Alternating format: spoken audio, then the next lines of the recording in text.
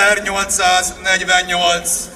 márciusának kora tavaszi reggelén szinte az egész országban esett az eső. Férfiak és nők keltek korán, birkadatkor. Éppen olyan reggel volt, mint a többi. Pesten, egy bérházban, borotválkozás közben egy fiatal férfi nézett bele a csorba tükörbe. Temesváron egy sokgyermekes polgárasszony a reggeli kávézás közben egy edényben látta tükröződni az arcát. A Felvidéken, egy kastélyban a 30-as évei végén járó gazdálkodó vetette tekintetét a gondosan megtisztított, csillogó ezüstkanárra. Az Alföldön egy frissen asszonynál lett fiatal szépség épp vizet húzott fel a kútból, és a víz tükrében megpillantotta önmagát. Komáromban egy veterán katona a bajszát igazgatta egy fényesre csiszolt kardban. Reggel volt. Mindenki tette a dolgát. Mindenki azt csinálta, amit egyébként is szokott. Senki sem gondolta, hogy még azon a napon valami végérvényesen megváltozik. De egyszerre csak a semmiből egy belső hangot hallottak. A hang kristálytisztán szólt. Édes hazám, hogy kerültél ekkora bajba? Hol van a szabadság, amit úgy akartunk? Hol van a magyarnak való élet, amelyre annyian vágyunk? Megmerevedtek, és hosszan nézték az arcuk tükörképét. Percek teltek el mozdulatlanságban. Jóleső, felelősségteljes állapot. A változás előtti utolsó pillanat. Mire felnéztek, tudták, hogy nem tűrhetnek tovább. Tudták, hogy többé nem maradhatnak csöndbe. Tudták, hogy a hazának szüksége van rájuk. Talpra, magyar! Hí a haza! Itt az idő, most vagy soha! Tudták ezt ők öten, de nem csak ők, hanem sok millió magyar egyszerre az országban. Aznap délelőttre a csoda beterítette a Kárpát-medencét, a legmagasabb hegyektől az Alföldig, az Alpoktól a Kárpátokig, a Tisza forrásától annak torkolatáig. A csoda, hogy egy nemzetnek egyszerre dobbant a szíve. Együtt eszmélt, együtt és egyet gondolt. A magyarok kokárdát tűztek a szívük felé, és együtt szavalták. Rabok voltunk mostanáig, kárhozottak ősapáink, kik szabadon éltek, haltak, szolgaföldben nem nyughatnak. Barátaim, 1848 minden magyaré volt, mert a szabadság minden magyar ősi joga. Emberek, nők és férfiak, fiatalok és idősek, szegények és jómódúak, anyák, költők, katonák, napszámosok és diákok. Magyarul, németül, cigányul vagy örményül beszélők, de mindannyian szabadságra vágyó magyarok. Mindegy honnan jöttek, mindegy hol éltek. Lehettek tótok, kossuthok, horvátok, battyányik, szabók, dezsőfik, kovácsok, széchenyik, németek, táncsicsok, deákok, vagy éppen petőfik. Ők mind magyarok, és mind hősök voltak. A hazájukért tenni akaró magyarok. Lehettek szomszédok, vagy élhettek sok száz kilométerre egymástól. Egy láthatatlan fonál kötötte össze őket. Ez a fonál a haza szeretete. A hazánk szeretete az, amely sok-sok év után ma is összeköt mindannyiunkat, minden magyar embert. Honfitársaim, az őseink döntése egyértelmű és szilárd volt, de a szabadságért és a nemzeti függetlenségért újra és újra meg kellett, és meg kell ma is küzdenünk.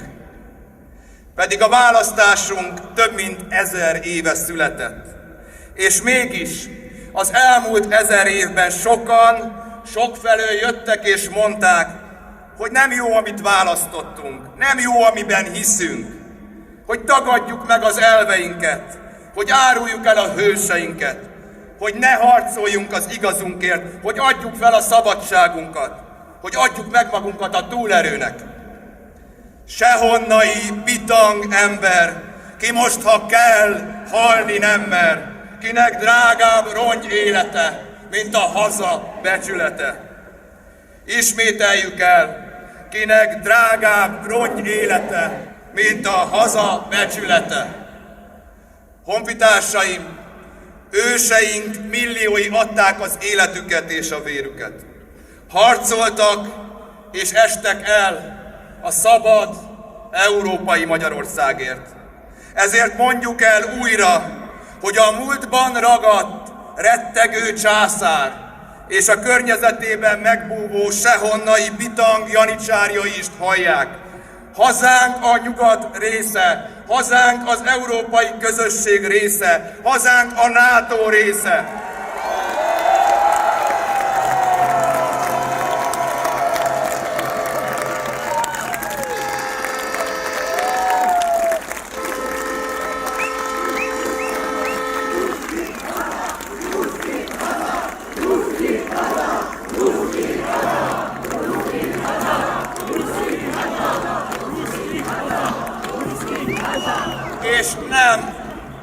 És nem a szerződések vagy a paragrafusok miatt, hanem mert a sorsunkba van írva, az őseink hagyták nekünk örökül, hogy hova tartozunk. Magyarok vagyunk Európában. Magyarok vagyunk, akik békében akarnak élni. Magyarként elutasítjuk a háborút és az erőszakot. Átadjuk a múltnak a félelemkeltést és a háborús uszítást. Nem félünk, megtanultuk az őseinktől, hogy semmi sem tart örökké. 150 év alatt sem lettünk törökké. Mi magyarok nem félünk.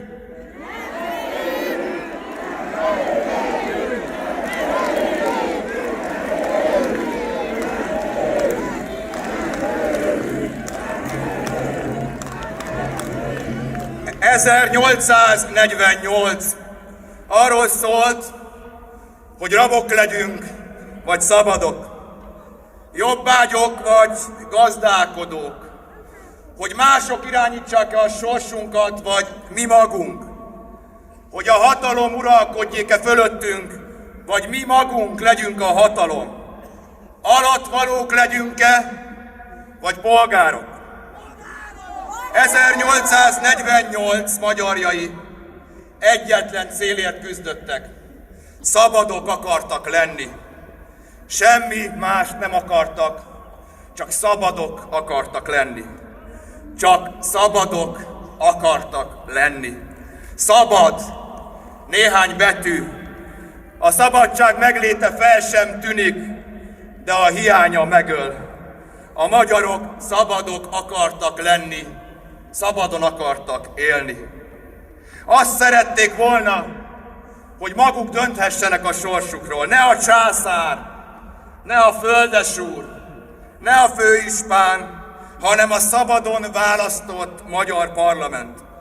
Azt szerették volna, hogy ne legyenek veleszületett kiváltságok, hogy ne legyen különbség magyar és magyar között, hogy legyen végre törvény előtti egyenlőség, hogy legyen közös teherviselés, hogy legyen valódi sajtószabadság, és hogy ne legyen cenzúra. Ennyit A magyarok csak ennyit akartak. Alattvaló vagy magyar polgár? Ez volt a kérdés akkor, és ma is ugyanez a kérdés. Honfitársaim, a múlt embere sokáig az orránál fogva vezette a szabadságvágyó magyarokat. A szemünkbe hazudott, becsapott minket. Aljasan kihasználta egy ország vágyát arra, hogy végre szabad magyar polgárok lehessünk. Pedig soha, de soha nem gondolta komolyan. Minden szava, minden állítása csak egy politikai termék volt. Maguk között kinevették azokat, akik hittek a szavaiknak. A legdrágább francia pezsgővel kocintottak a megvezetett magyarok feje felett. Csak egy újabb fegyvert láttak minden általuk kimondott szóban, a megosztás fegyverét. Megosztani, hogy aztán lophassanak tovább. Mert ők soha, de soha nem akartak öntudatos magyar polgárokat. Soha nem akarták a nemzetet egyesíteni, a történelem sebeit begyógyítani. Soha. Alattvalókat akartak, akik nem beszélnek vissza. Alattvalókat, akiket rettegésben tarthatnak. Alattvalókat, akiket megmérgezhetnek a külföldi multik. Alattvalókat, akiket hergelhetnek. Alattvalókat, pont mint a török, az osztrák, vagy éppen a kommunista elődeik. Honfitársaim, magyarok itthon és szerte a nagyvilágban. A múlt világháborúkat, percembereket, rontó Feriket és ártó Viktorokat kényszerítette a hazánkra. De mi, jövőt építő magyar polgárok, makacs nép vagyunk. Újra és újra nekiveselkedünk, mert tudjuk, hogy ez az egyetlen utunk. Mert tudjuk, hogy fényesebb a láncnál a kard, jobban ékesíti a kard, és mi mégis láncot hordtunk, ide veled, régi kardunk. Mi valljuk 48 üzenetét, és a szabadságot választjuk a rabság helyett. Azt választjuk, hogy polgárok és nem alattvalók leszünk a saját hazánkban. Azt követeljük, hogy minden magyar ember valódi polgár lehessen ebben a hazában. Nem csak a kiváltságosok, nem csak a gazdagok, hanem minden magyar ember. Szabad magyar polgárok, mindannyian. Barátaim, polgár az, akinek jár az elérhető legjobb állami egészségügyi ellátás, bárhol is éljen. Akinek jár, hogy ne halljon meg idejekorán megelőzhető betegségekben. Akinek jár, hogy ne kelljen éveket várnia egy egyszerű vizsgálatra. Polgár az, akinek jár a legjobb oktatás, bárhol is éljen az országban. Polgár az, aki maga választhatja meg, hogy milyen területen bontakoztatja ki a tehetségét. Polgár az, akit az állam, ahova az adóját fizeti, megvédi a hatalmaskodó politikusoktól, a szennyező gyáraktól, a pedofil rémektől és minden bűnözőtől.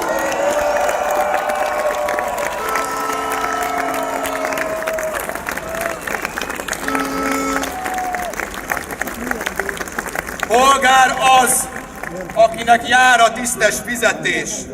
Polgár az, akinek jár a tisztes nyugdíj. Polgár az, aki szabadon gondolkodhat, szabadon indíthat vállalkozást, szabadon választhatja meg a hitét, és nem üldözik, nem különböztetik meg a világnézete miatt.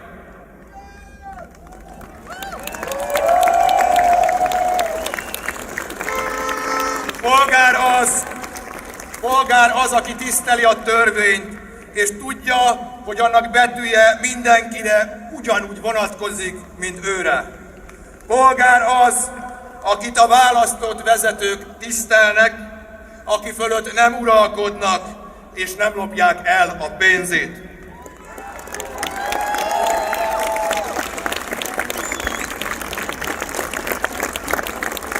Polgár az, akit senki nem merészel ebben a hazában hazaárulónak nevezni, ha mást gondol, mint a többség.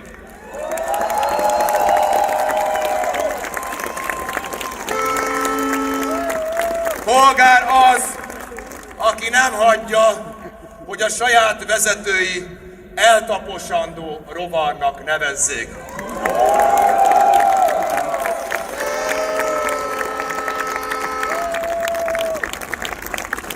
Barátaim, hagyjuk magunk mögött a múltat, és építsük közösen a jövőt, amelyben minden magyar ember polgár lehet végre a saját hazájában. Minden magyar ember. A 2026 tavaszán megalakuló Tisza kormány ezért fog dolgozni a nap 24 órájában, a hét minden napján.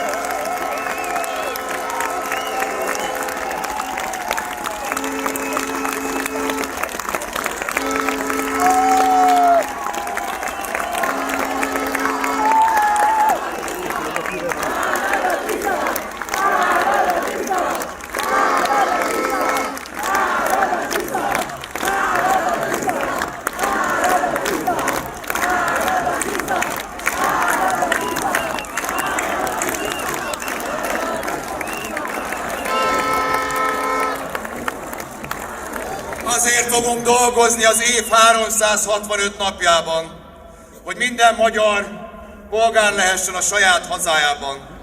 Hazahozzuk a magyaroknak járó 8000 milliárd forintnyi uniós támogatást.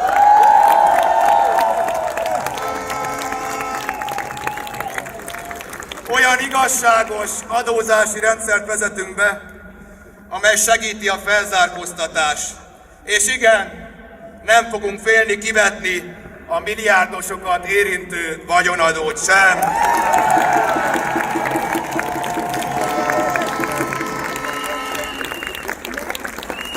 Rendezzük a legalacsonyabb nyugdíjjal rendelkezők helyzetét, és a hazánkat újjáépítő generációknak többek között élelmiszerre, gyógyszerre és egészségmegőrzésre felhasználható szépkártyán 200 000 forintot biztosítunk.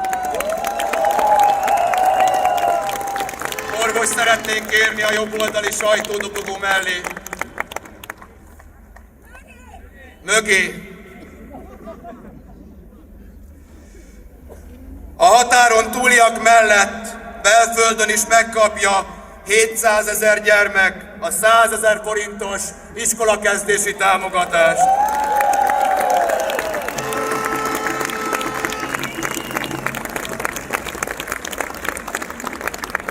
Az egészségügy leépítése, a napvilágra került kórház bezárásokra épülő Orbán terv helyett fejlesztjük az egészségügyet. Évente minimum 500 milliárd forinttal többet fordítunk erre a területre, és segítünk a vidéki kisebb kórházaknak is.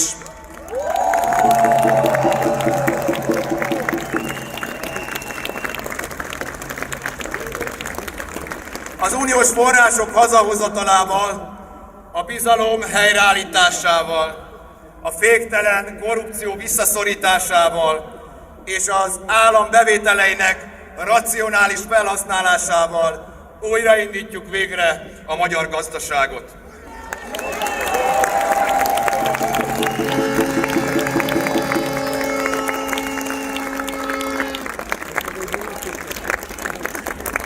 És igen, a Moszkvából irányított szuverenitásvédelmi hivatal romjain létrehozzuk a Nemzeti Vagyon Visszaszerzési és Védelmi Hivatalt, amelynek feladata lesz az elmúlt 20 év bűneinek feltárása. Nem leszünk többé következmények nélküli ország. Aki elvett a közösből, annak jár a büntetés.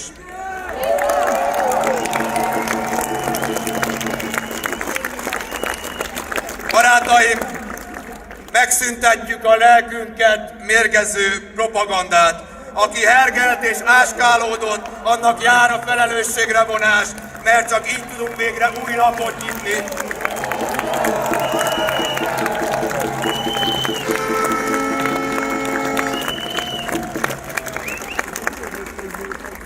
És hogy többé ne fordulhasson elő, hogy egy ember hatalomvágya eltérítse a hazánkat, azonnal 2 ciklusban maximáljuk a miniszterelnök mandátumát, és vitára bocsátjuk ennek a szabálynak a kiterjesztését más pozíciókra is.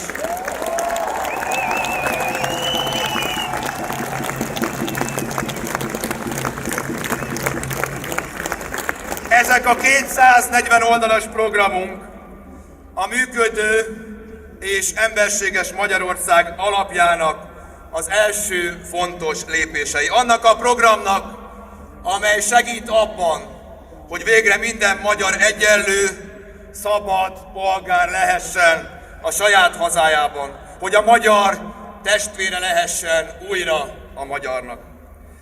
Barátaim, mi a hazánkért aggódó magyarok tudjuk, hogy csak együtt győzhetünk. Tudjuk, hogy nincs se jobb, se bal. Tudjuk, hogy nincs jó és még jobb magyar, hogy nem számít, hogy valaki vidéki, nagyvárosi, fiatal vagy idősebb. Mindenki tehet a hazájáért. Tudjuk jól, hogy összetartozunk. Tudjuk, hogy bármivel is próbálkozik a rettegő 60 pusztai császár, többé nem fog sikerrel járni. Többé nem fognak egymásnak ugrasztani bennünket. Mi már együtt vagyunk, átléptünk a megosztás árkain, és megfogtuk egymás kezét.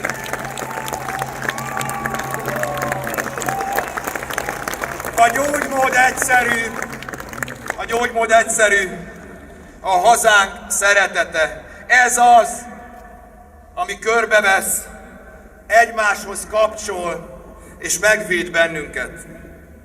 A fiatal pesti tanárt borotválkozás közben, akinek az albérlet és a rezsiszámlák befizetése után már nem maradt pénze a hónap utolsó napjaira. A 4 gyermekét egyedül nevelő ápolónőt a reggeli kávézás közben Nagykanizsán, aki egyszerre aggódik a betegeiért és azért, hogy miképp boldogulnak a nagyobb gyerekei Londonban, és vajon mikor láthatja majd őket. Egy frissen férjhez ment fiatal lányt Jász boldogházáról, amint a mindig késő vonatra vár, hogy hazajusson, és közben rápillant a kormányzati gyűlöletplakátokra. Őt, aki nem akar mérgező akkumulátorgyárakban dolgozni, és aki tudja, hogy a fizetéséből sohasem telne saját lakásra. Egy konzervatív, jómódú vállalkozót, a laptopja elsötétült képernyőre nézve vágon, aki nem akarja, hogy a fideszes janicsárok elvegyék a vállalkozását, és aki azt szeretné, hogy végre a teljesítmény és ne a kapcsolatok számítsanak.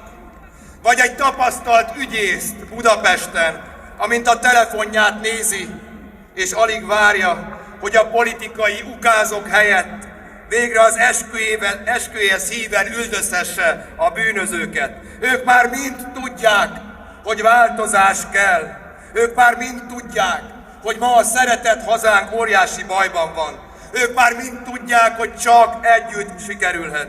Ők már mind tudják, hogy a jövő itt kopogtat az ajtón, és hogy 1848-ban és most is a kezünkbe vehetjük a sorsunkat. Ők már mind tudják, hogy 2026. április 12-e a magyar nemzet felemelkedésének kezdete lesz.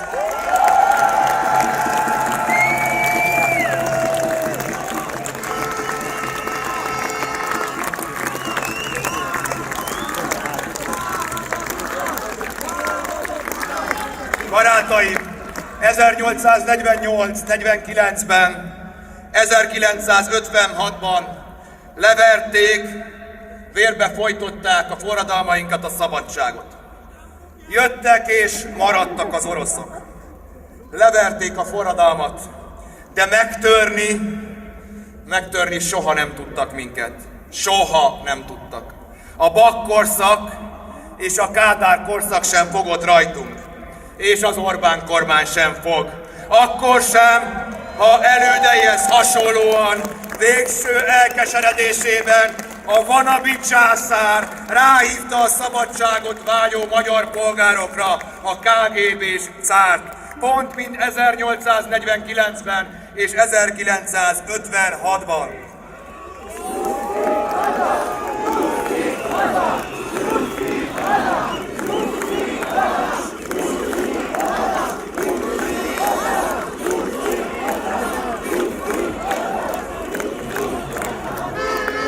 Legyen mindenki számára világos, Orbán a hazánkba hívta a legképzettebb orosz ügynököket, hogy beavatkozzanak a választásokba, és újra elvegyék a legszentebb tulajdonunkat, a magyar szabadságot, amiért őseink az életüket adták. Orbán Viktor ügynököket hívott, hogy ne érvényesülhessen a magyarok akarata. Hazugság, megtévesztés és hergelés, ezt szánják ők nekünk. Barátaim, Orbán Viktor elárulta a magyar szabadságot. Elárulta, mégpedig 30 ezüstért magának és a dinasztiának. Szégyen, szégyen, szégyen!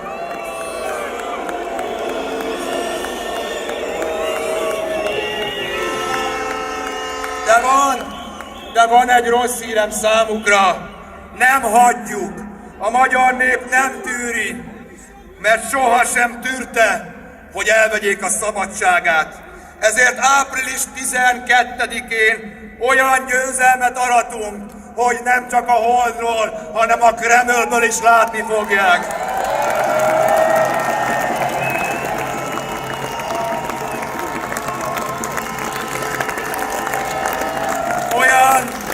Olyan győzelmet fogunk aratni, hogy érezzék és hallják az ide vezényelt ügynökök és provokátorok, de főleg a főnökeik, hogy vége van, elvtársak, továrisi konyec, ruszki haza!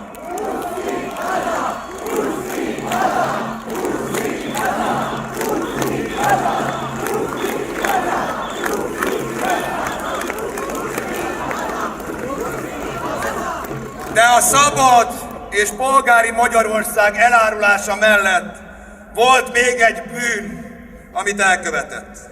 A harmadik árulása, hogy a nemzetegyesítés helyett a nemzet megosztását választotta. Pedig minden lehetősége meg lett volna az ellenkezőjére. 2010-ben végre lezárhatta volna a megosztottság éveit. De nem. Inkább tovább ásta az árkot, kéz a kézben, ő felsége ellenzékével. Orbán Viktor egy áruló, aki elárulta a közös jövőnket. Nem országot, hanem uradalmat épített, nem felemelte a hazát, hanem az unió legszegényebb és legkorruptabb országává tette azt. A hatalom megtartása minden áron, csak ez számít neki. Nincsenek már szabályok, nincsenek határok. Mára már csak a háború maradt a rettegő császárnak.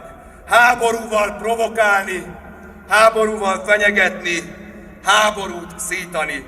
Ez az utolsó fegyvere a magyarok ellen. Az utolsó ördögi trükkje, amivel hatalomban akar maradni. De van egy jó hírem.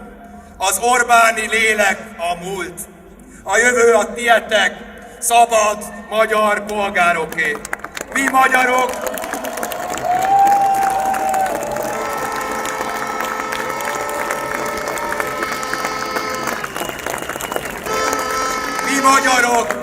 magyarok nem akarunk háborút. A múlt emberein kívül senki nem akar háborút. Mondjuk ki, nem akarunk háborút! Nem akarunk háborút! Nem akarunk háborút! A magyarok a béke pártján állnak, és a Tisza a béke kormánya lesz. Orbán Viktornak pedig mennie kell, és menni is fog.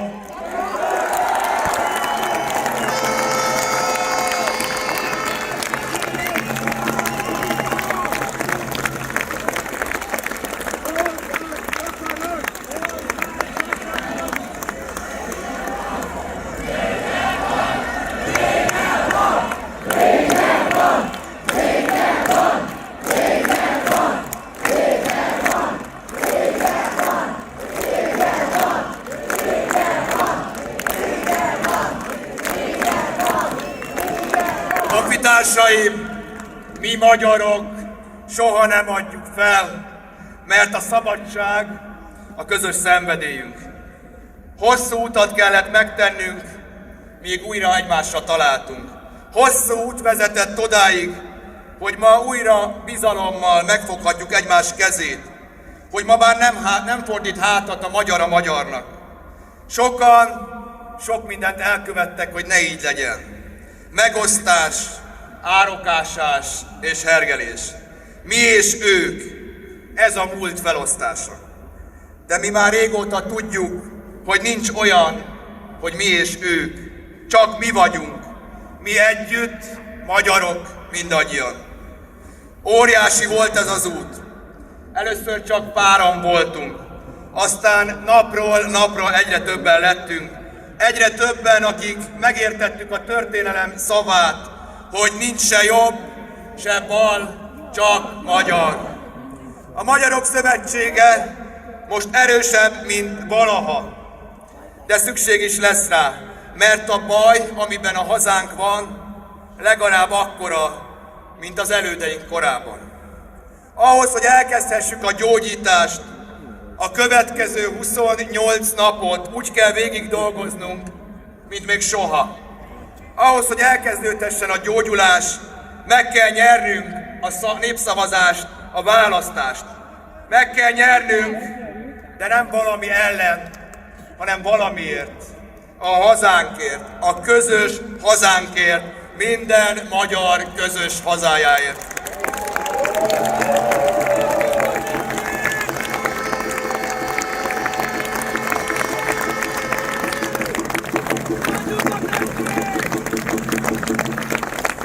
Barátaim, magyar polgárok, igen, 28 nap múlva népszavazás lesz a hazánkról.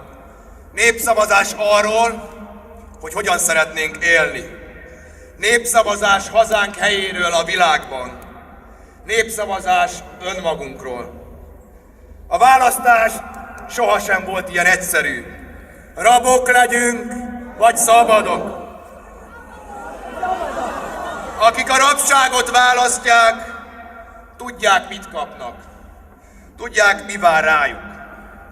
Marad a gyűlölet, a megosztás, a harag, és marad a félelem.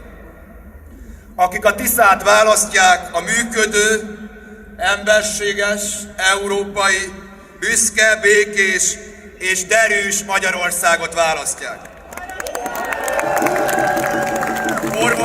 Orvos szeretnénk kérni középre, a két sajtódobogó közé, kicsit hátrébb. Kicsit hátrébb, a két sajtódobogó között. A magyar polgárok országát, a végre polgárként élni tudó tanárét, a gyermekeit egyedül nevelő ápolónőjét, a frissen házasodott gyári alkalmazottét és a konzervatív kisvállalkozóit. Barátaim, aki nem ránk szavaz majd, azt sem fogjuk bántani. Nem fogjuk árulónak nevezni, mert a gyűlölet, a széthúzás és a félelem világa a Tisza győzelmével április 12-én este 7 órakor mindörökre véget ér.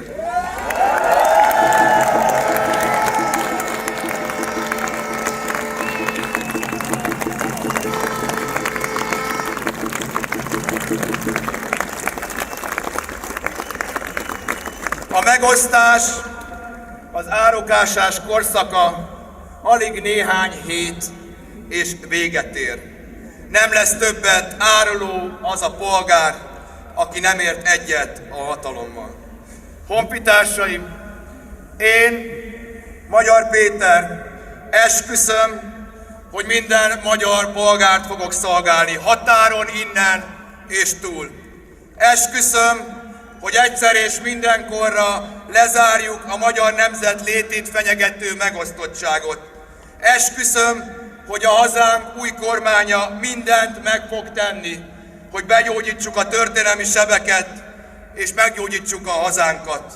A magyar név megint szép lesz, méltó régi nagy híréhez, mit rákentek a századok, lemossuk a gyalázatot. Isten engem úgy segéljen!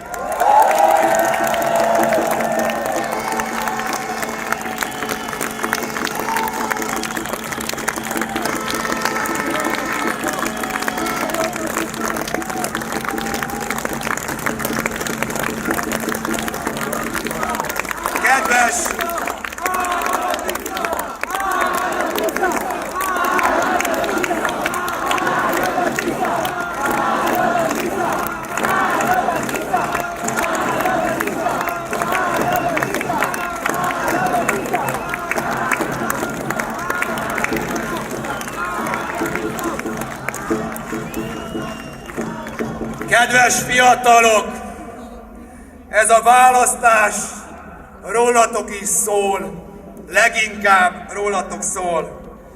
Most kell megmutatnotok, hogy mekkora erő lakozik bennetek, ahogy 1848-ban és 1956-ban is megmutatták az akkori fiatalok. Kedves fiatalok, a hazátok számít rátok, ti vagytok a jövő, nektek és veletek építjük újjá a hazánkat.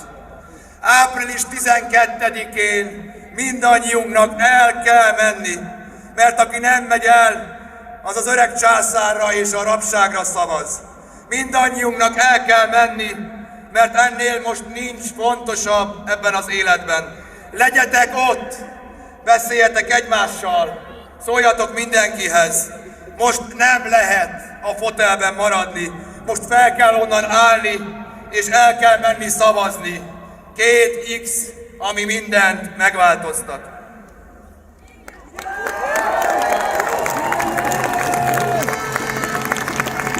Talpra, fiatalok!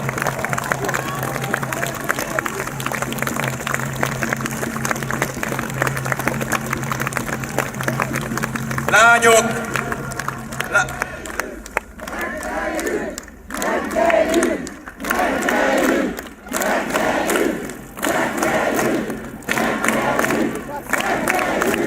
Megnyerjük!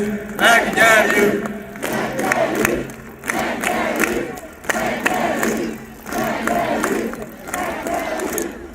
Lányok, asszonyok, hölgyek, anyák, nagymamák, dédanyák, ti adjátok az életet. 48, 56, 89 nem is lett volna, ha nem álltok az első sorban. Bányai Júlia, Gulyás Júlia, Lepstük Mária fegyverrel, tollal, szavakkal a legbátrabban harcoltak a magyar szabadságért. Most csak el kell menni magatokért, a gyerekekért, az unokákért, Magyarországért. Menjetek, és legyetek minél többen. Vigyetek nem még egy, hanem még 5 embert, biztos, ami biztos. Mert nyernünk kell, nincs más választásunk.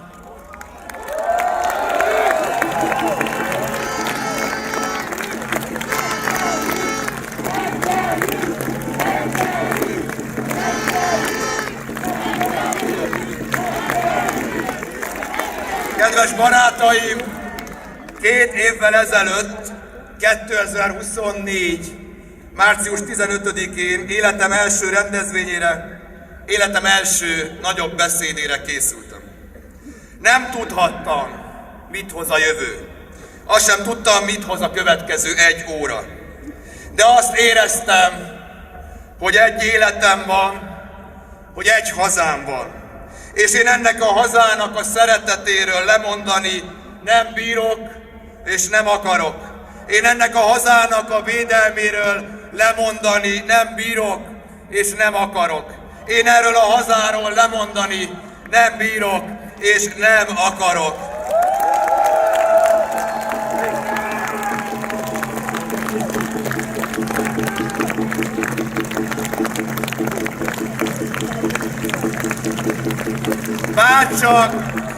Bárcsak sejthettem volna, mennyien érezzük ugyanazt abban a pillanatban. Ahogy teltek a hónapok, a sejtésből tudás lett, a tudásból pedig bizonyosság. Ti nem engem emeltetek fel, hanem az országot. Nem engem emeltek, hanem amikor jöttök az országot, amikor kérdeztek, válaszoltok, építetek, önkénteskedtek, dolgoztok. Olyasmit mutattatok meg az elmúlt 24 hónapban, amiben beledobban minden érző magyar szív. Semmilyen hatalmi elnyomás, megfélemlítés, arrogancia nem tudja már megállítani a magyar népet, mert ti vagytok az erő.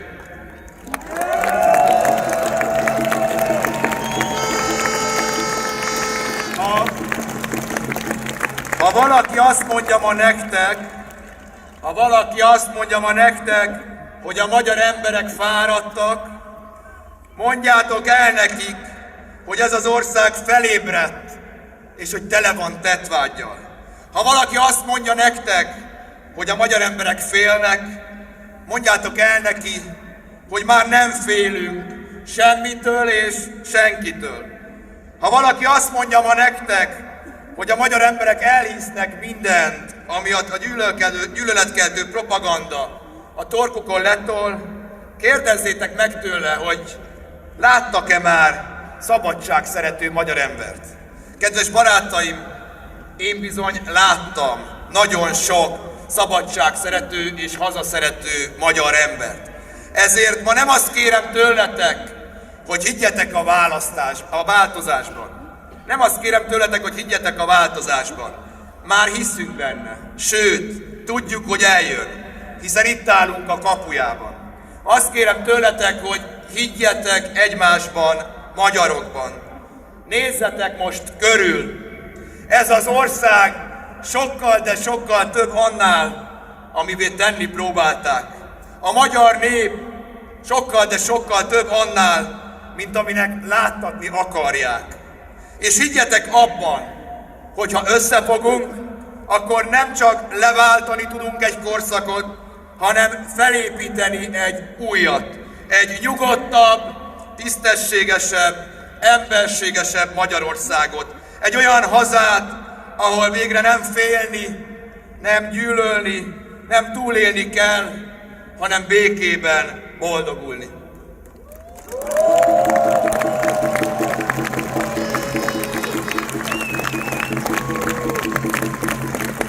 Ez a csodálatos ország, dicsőséges forradalmak otthona, hétköznapi magyar hősök hazája, és most újra a segítségünket kéri, és mi együtt, közösen fogunk segíteni rajta. Kedves barátaim, nézzetek magatokra, nézzetek egymásra, milyen érzés történelmet írni. Itt a hősök terén, az őseik árnyékában, ti vagytok azok a hősök, akire az ország vár.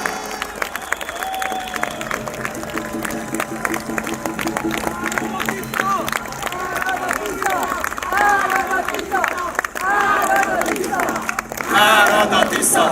Árad a Tisza! Árad a Tisza! Árad a Tisza! Árad a Tisza! Árad a Tisza! Árad a Tisza! Árad a Tisza! Árad a Tisza! A hit, a szeretet, a tettvágy, amivel ezt az országot körbeölelitek és felemelitek, a legcsodálatosabb dolog, ami történhet a hazánkkal. a legszebb történet, és még csak a történet elején járunk. De ne feledjétek, Magyarország jövőjét és történelmét ti írjátok ezekben a napokban, ezekben az órákban. De nem csak lelkesedéssel, hanem felelősséggel is. Felelősek vagyunk mindazokért, akik előttünk jártak. Felelősek vagyunk Szent István, Zrínyi Ilona, Hunyadiak, Petőfi Sándor vagy éppen Deák Ferenc örökségért. És felelősek vagyunk mindazokért, akik utánunk jönnek. A gyermekeink, az unokáink, a következő nemzedék sorsáért. Mindazokért, akik itt vannak ma velünk, ma, ezen a téren, a szívünkben. Éppen ezért azt kérem tőletek, hogy ennek a felelősségnek a tudatában úgy dolgozzatok, hogy a gyermekeink szemébe tudjunk nézni, ha azt kérdezik, mit tettünk a hazánkért. Úgy küzdjetek, hogy nincs második esély. Zúgjon a március, és áradjon az április!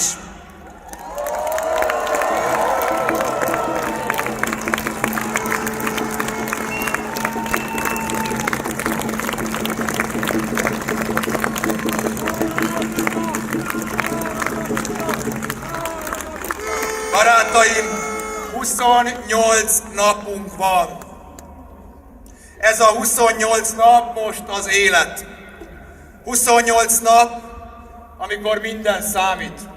Minden beszélgetés, minden szórólap, minden kopogtatás egy ajtón. Minden ember, akinek elmondjuk, hogy a haza sorsa most rajtunk múlik. Ne várjatok senkire, ne várjatok csodát. A csodát mi fogjuk megcsinálni. A csodát ti együtt fogjátok megcsinálni. A következő 28 napban beszéljetek az emberekkel, a barátaitokkal, a családotokkal, a szomszédotokkal és a munkatársaitokkal. Azokkal is, akik eddig csak legyintettek. Azokkal is, akik eddig féltek. Azokkal pedig különösen, akik még nem mertek hinni a változásban. Mert ők is tudják a szívük mélyén, hogy megpróbálhatnak megosztani minket, megpróbálhatnak szétválasztani minket, de van, ami közös bennünk. Alsó Szentmártontól, Mékerékig, Mohácstól, Komáromig nagyon-nagyon szeretjük a hazánkat, és nagyon szeretnénk megmenteni. Vigyétek el az üzenetet, hogy nem leszünk többet alatvalók. Vigyétek el azt az üzenetet, hogy mi mind szabad magyar polgárok vagyunk. Szabad magyar polgárok vagyunk.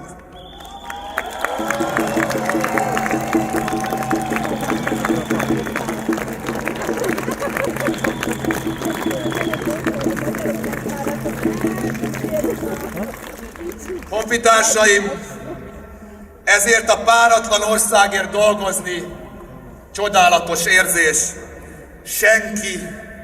Senki a földkerességen nem tudja, és nem érezheti azt, amit mi. Hogy magyarnak lenni milyen szívfacsaró, felemelő, semmihez sem hasonlítható érzés.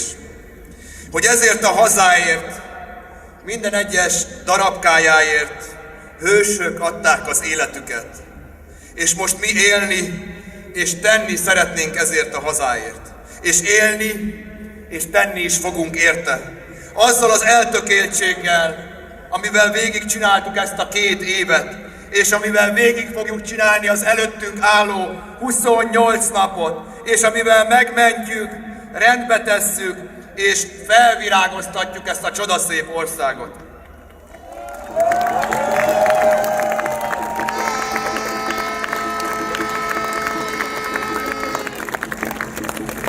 Kedves barátaim, ismertek engem talán túlságosan is jól.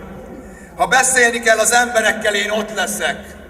Ha menni kell faluról falura, én elmegyek. Ha ki kell állni ezért az országért, én kiállok bárhol. De ezt a 28 napot nem tudom nélkületek megcsinálni. segítsetek! Ha velem jöttök, végigjárjuk az ország minden utcáját. Ha velem jöttök, minden magyarhoz elvisszük a hírt, hogy lehet másképp élni. Ha velem jöttök, megmutatjuk, hogy ez az ország nem fél többé. Én készen állok. Jöttök velem? Végig tudjuk csinálni? Megmentjük Magyarországot? Befújjuk a hajót a kikötőbe? Árad a Tisza!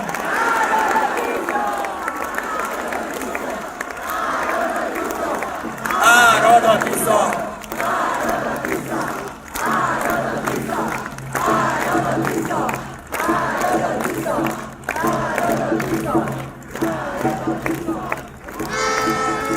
Kedves magyar honfitársaim!